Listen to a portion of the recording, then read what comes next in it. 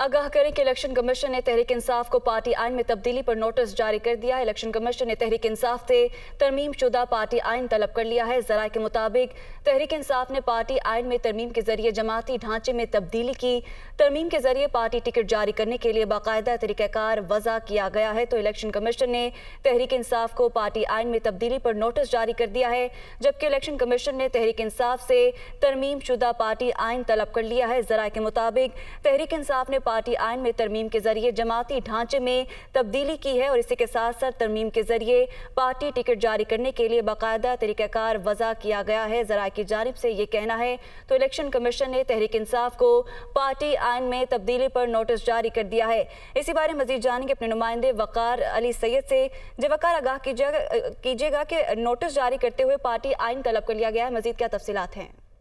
जी बिल्कुल, ज़राए election commission का कहना है कि तहरीक इंसाफ को पार्टी आइन में जो तरमीम शुदा आइन है उसमें तब्दीली पर नोटिस जारी किया गया है इलेक्शन कमीशन की जानिब से, जबकि ज़राए का कहना है कि इलेक्शन कमीशन ने तहरीक इंसाफ से जो तरमीम शुदा पार्टी आइन की जो कापी है वो तलब की है। तरमीम शुदा आइन तलब करने का फैसला इमरान खान जो पार्टी सदारत से मुतल्लिक होने वाले इजलास में जो है वो किया गया है, जबकि जो तहरीक इंसाफ ने पार्टी आइन में जो है वो तरमीम की थी और इसके बाकायदा तौर पर जो जनरल कौंसिल का इजलास केपी हाउस इस्लामाबाद में तलब किया गया था, उसमें जो है उसकी मंजूरी ली गई थी, जिसके मुताबिक जो जमाती ढांचे में यानी पार्टी को बाकायदा तौर पर एक जमाती ढांचे में जो है वो तब्दील किया गया था, जबकि जो तरमीम की गई है ज़राए के मुताबिक उसमें पार्टी टिकट जारी करने के लिए बाकायदा तौर पर तरीक़ेकार को भी जो है वाज़ेह किया गया। लेकिन इसके साथ साथ जो साबिक वज़ीर आज़म इमरान खान है उनको पीटीए की चेयरमैनशिप से हटाने से मुतालिक जो इलेक्शन कमीशन में जो नोटिस है वो भी 13 दिसंबर को जो है वो ज़ेर समाअत आएगा। जी